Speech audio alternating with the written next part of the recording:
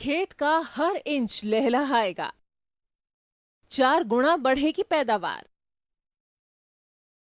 एक तकनीक जिससे हरे भरे हो गए आम के बाग, एक सोच जिसने पहुंचाया देसी आम को विदेशी बाजार। बीज बोने की नई तकनीक, ना ईंधन की खपत, ना बिजली का प्रयोग।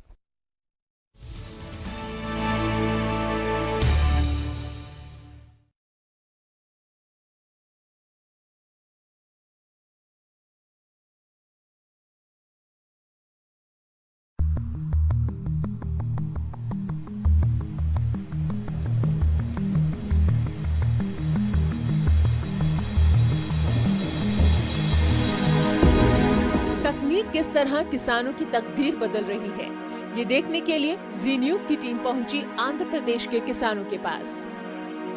हमने देखा कि कैसे बीज बोने से लेकर खेतों की सिंचाई तक और उत्पादों को ग्लोबल बाजार तक पहुंचाने में तकनीक नए रास्ते खोल रही है। चलिए सबसे पहले आपको मिलवाते हैं एक ऐसे दंपत्ति से जो आमों के रस में कामयाबी की मिठास घोल रहे हैं।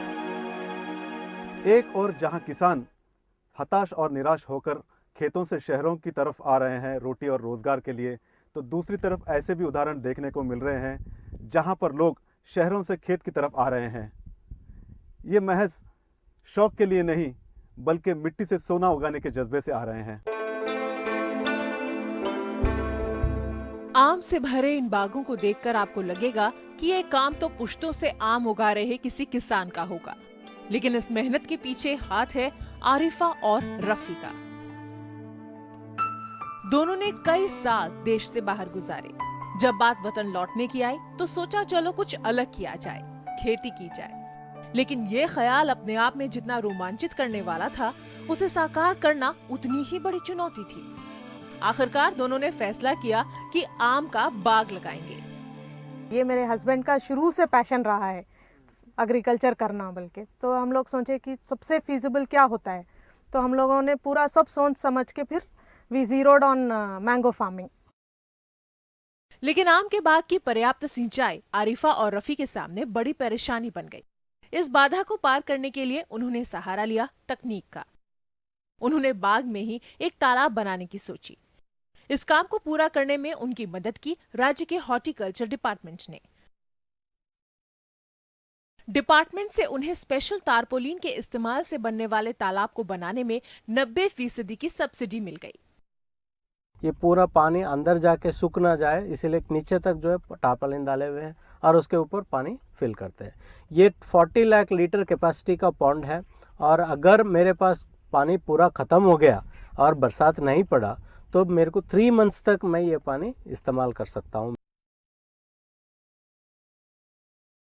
इनके यहाँ उगने वाले आम पूरी तरह ऑर्गेनिक हैं।